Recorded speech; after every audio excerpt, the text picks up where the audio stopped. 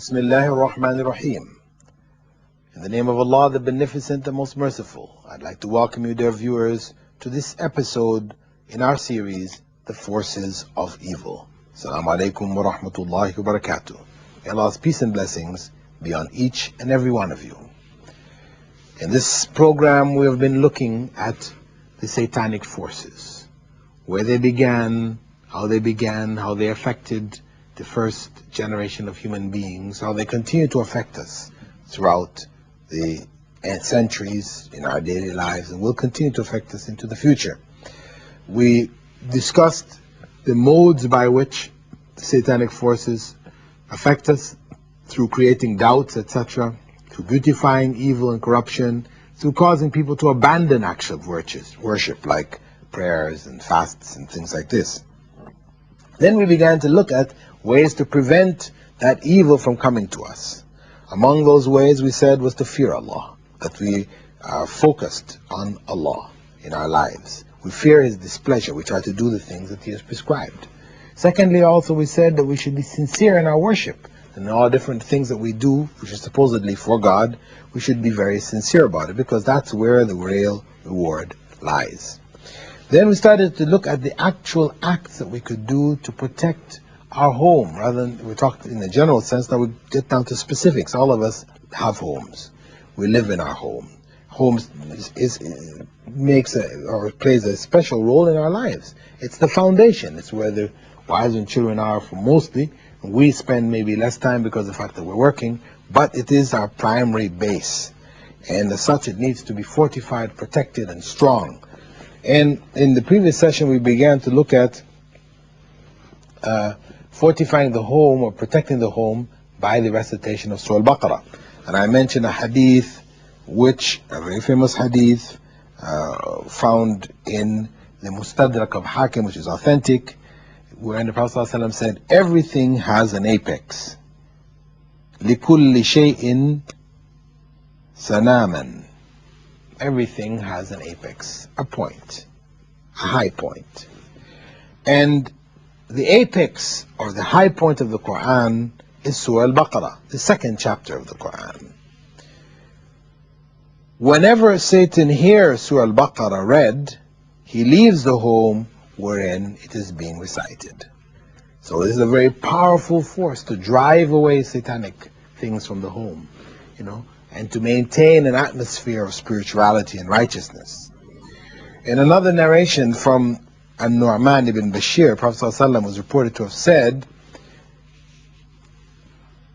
he revealed 2 verses from it by which he closed Surah Al-Baqarah, referring to what was revealed to Prophet ﷺ from Allah. No devil can come near any home in which they are recited for 3 consecutive nights. So when the last 2 verses of Surah Al-Baqarah are recited consecutively for 3 nights, then no satanic force or no devil, etc., can come near the home. It's a very, very important principle. And there are a number of other verses which are recommended by Allah, by the Prophet Muhammad ﷺ, to use, to be recited for protection purposes, reflecting, of course, on the meanings. And as I mentioned before, we must make a distinction between that which has been prescribed by Prophet Muhammad ﷺ, based on instruction from Allah, and that which people may make up and say, you do this or you do that or do the other and you'll get this reward, that reward, the other reward. They don't have the authority to promise you these things. What they are promoting, in fact, become innovations. The 9th form of protection is the recitation of certain formulas of praise in the home. There are different supplications which involve praising Allah, which the Prophet ﷺ prescribed for us in the morning and the evening, saying basically one who does this so many times is going to protect one from the satanic forces, etc., etc., in the home.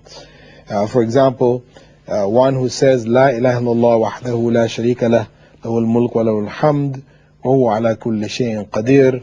That is, there is no God but Allah, who is alone without partners.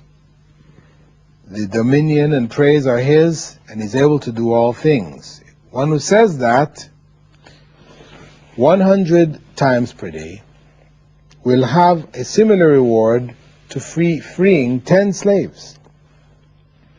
100 good deeds will be recorded for him, and 100 of his sins will be erased.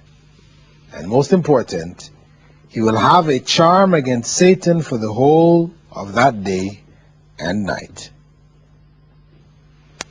This is found in Sahih Al-Bukhari and Sahih Muslim. It's a very strong and authentic tradition of the Prophet ﷺ. But unfortunately, people are missing out on this. These are the adhkar, or words of remembrance, that the Prophet recommended for us to do in our homes, outside of our homes, etc. The 10th method is that of reciting certain du'as before going to sleep. This is closing off the day. The Prophet ﷺ had said, or confirmed, which was said to him, that when you go to sleep, recite Ayatul Kursi completely, and there will remain over you a protection from Allah, and no devil can come near you until the dawn. So it has a protective value, Ayatul Kursi. We also know that when one is lying down to sleep, that we are encouraged by the Prophet ﷺ to make this particular dua. Bismillahi wada'atu jambi, Allahumma ghfir li dhanbi, wa akhsi shaytani, wa fukka rihani, waj'alni fin nadiyil a'la. In the name of Allah, I lie down on my side. O Allah, forgive my sin and drive away my jinn. Free me from my responsibility and place me in the highest assembly. This is prior to going to sleep. We also have instruction from the Prophet ﷺ to say the 3 quls before going to sleep. This is also a means of protection. قُلْ هُوَ اللَّهُ أَحَدٌ قُلْ أَعُوذُ بِرَبِّ الْفَلَقِ قُلْ أَعُوذُ بِرَبِّ النَّاسِ. We say these, recite them in our hands, blow in our hands, and wipe them over our face and the rest of our bodies before going to sleep at night. If a person finds that he's waking up from sleep, he's not feeling good, he's woken up bad dreams, etc., etc., even for that, Prophet ﷺ is prescribed that we say, أعوذ بكلمات الله التامات من غضبه وعقابه وشر عبادي ومن همزات الشياطين وأن يحضرون. O Allah, I seek refuge in the perfect words of Allah, from His anger, from His punishment and the evil of His creatures, and from the prodding of the devils and from their attacks. So here, even if we wake up in the middle of the night, we've woken up from sleep, this helps us to protect us in this circumstance, to regain our confidence, to put our fear back in Allah, our trust in Allah, etc. Now, if a person wakes for tahajjud, Prophet ﷺ had also taught that they say what the person should do. If a person wakes up in the middle of the night which is the time for tahajjud, that is a night prayer, voluntary night prayer, he said, I was shown that if any one of you arouses from sleep and performs ablution, that is wudu, he should inhale water in his nose and blow it out 3 times, because Satan spends the night in the upper part of his nose. So these are amongst the instructions in our daily life within the home. Coming into the home, greeting people, when we're eating our food, when we're going to the bathroom, when we're going to bed. Prayers in the home in general, but when we're going to bed, what should be said. We also have, among the authentic narrations, where Allah told the Prophet ﷺ to inform us that we could also purify our homes by removing from it any symbols of paganism. Aisha had said that the Prophet ﷺ never left anything in his house that had a cross on it without obliterating it. Remove it. Deface it so it is no longer visible. Why? Because the cross is a symbol of satanic success. Satan succeeded in misguiding people into worshipping a human being, Jesus, Prophet Jesus, to worshipping him thinking that they are worshipping Allah. There can be no greater misguidance. Well, that's a great failure. So the symbol of the cross, from the perspective of Islamic belief, this is a very evil symbol. It's a symbol of misguidance for people who have ended up falling into a form of idolatry while thinking that they were in fact only worshipping God. We have the 12th fortification. Another way of fortifying the home is to remove from it pictures in a variety, meaning pictures of living beings, of human beings, animals, the fish, the birds, etc. The living beings of the earth, not including trees, and I know trees are living, and other elements of the earth are also living, but we're talking about living in the sense of having a consciousness, etc. We are told by the Prophet ﷺ that we should keep images from our homes. And he indicated that the people who receive the most severe penalties are those involved in picture making. Now, there was a particular narration of the Prophet ﷺ in which he said, and this hadith is found in Sahih Muslim, لا تدخل الملائكة بيتا فيه تماثيل أو تصاوير. Angels do not enter homes wherein there are statues or pictures. So we purify our home from the satanic forces by removing from it any images. And you'll find those who have deviated or gone on a wrong path, they will focus on images. They'll be given pictures of the peers or whatever to focus on in their worship. They will place it on their prayer mats before them or on the wall or whatever.